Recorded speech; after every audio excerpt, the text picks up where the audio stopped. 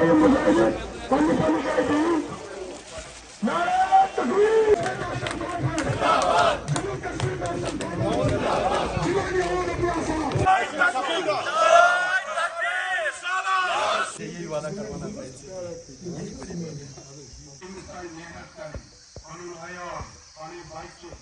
हंद बिजली फीस उजरावान सो परेशानी कर सोन तशखुस मे वो अम ब्रोह सोन तशखुस तबाह कोरुक बर्बाद कोरुक तशखुस खेन कोशिश कर ये दफा 370 खोक 35 खोक स्टेट अच्छा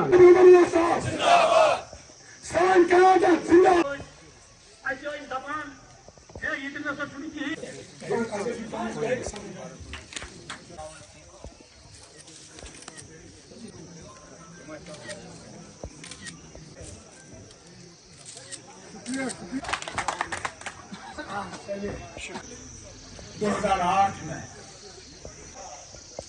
आज 2024 में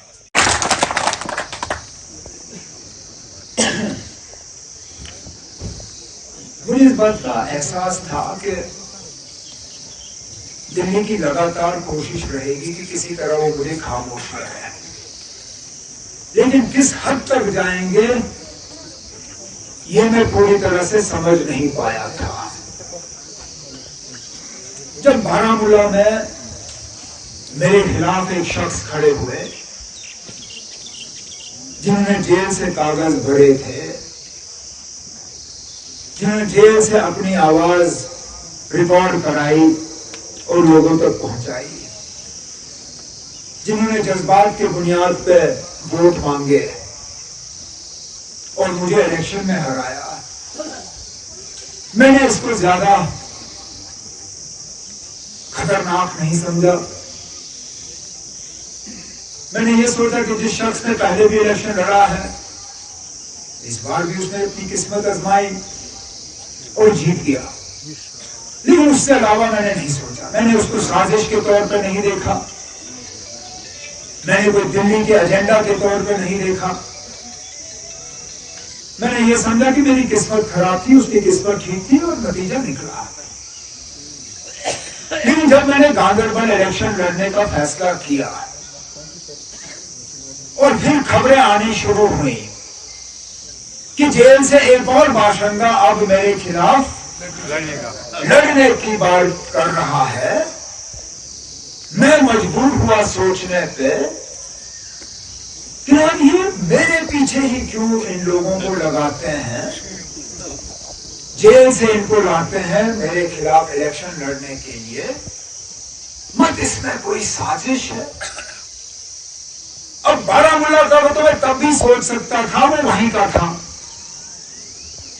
लेकिन इस बार जब गांधरबल को उनको लोकल जेल में कोई नहीं मिला मेरे खिलाफ इलेक्शन में उतारने के लिए, जैनपुरा शोपियां से लाया। लेकिन चलो, मुझे तब भी थोड़ा सा शक था कि शायद ये खुद ही हो रहा है, लेकिन मैंने अपने 2-3 साथियों से मशवरा किया।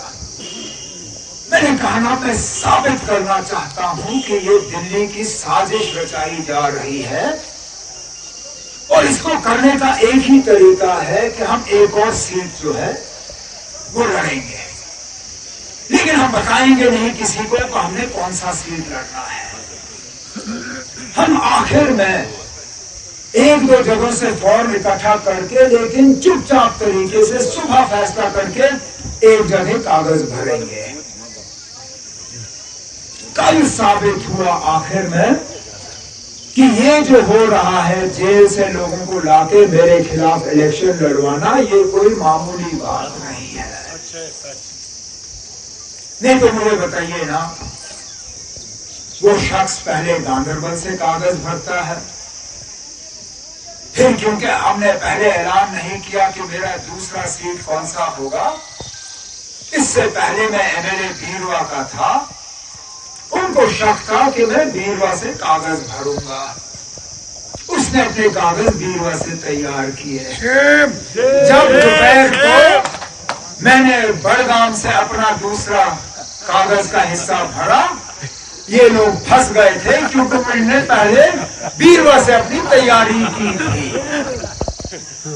अब इससे आपको पता चल जाता है कि जम्मू कश्मीर में और खासकर कश्मीर में किसी और सियासतदान को दिल्ली वाले खामोश करने की कोशिश नहीं कर रहे हैं जितना वो मुझे खामोश करने की कोशिश।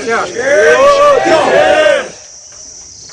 क्योंकि मैं जब बात करता हूं तो आपके जज्बातों की तर्जुमानी करता हूं,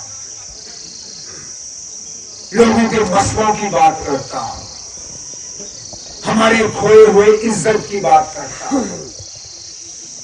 जब मैं अपनी टोपी आपके सामने फैलाता हूं, मैं सिर्फ अपनी टोपी की बात नहीं करता, क्योंकि मुझे इस बात का बेहद एहसास है कि मेरी इज्जत आपकी इज्जत है, आपकी इज्जत मेरी इज्जत है।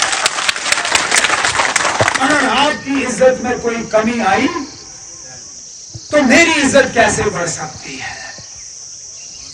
मैं जब दिल्ली से लड़ता हूं तो सिर्फ अपने लिए नहीं लड़ता हूं, अपने घर के लिए नहीं लड़ता हूं। हम जो लड़ाई लड़ रहे हैं आज, वो पूरे जम्मू कश्मीर के लिए है और वो इन बीजेपी वालों को पसंद नहीं है। तभी तो एक के बाद एक साजिश रचाई जा रही है। लेकिन ये साजिश जो है ये एक ही बार कामयाब हो सकती है। इस बार मेरा अपने गांदरबल और बिलखसूस आज फाग ब्लॉक के लोगों पे पूरा भरोसा है कि वो सोच समझ के वोट डालेंगे। और मैं इस चीज को छेड़ता नहीं अगर मेरे साथी इसका जिक्र नहीं करते, लेकिन राठौर साहब ने भी जिक्र किया, हमारे बाबा साहब ने शायद इसके बारे में कुछ कहा नहीं कहा, फारूक ने कहा या ग्यास साहब ने कहा, ये जो लोकल नॉन लोकल है। अब खुदारा मुझे बताओ, मेरे दादा मरहूम शेर कश्मीर शेख मोहम्मद अब्दुल्ला यहां से एमएलए, मेरी दादी यहां से मेंबर पार्लियामेंट, मेरे वालिद साहब यहां से पार्लियामेंट भी एमएलए भी। अस्पताल हो चाहे वो हम यहाँ पे नया new Ganderbal hydro electric project का हमने डीपीआर तैयार करवाया, अगर हमारी हुकूमत बनी होती या मैं यहाँ एमएलए होता हम उसको मंजूरी दे देते।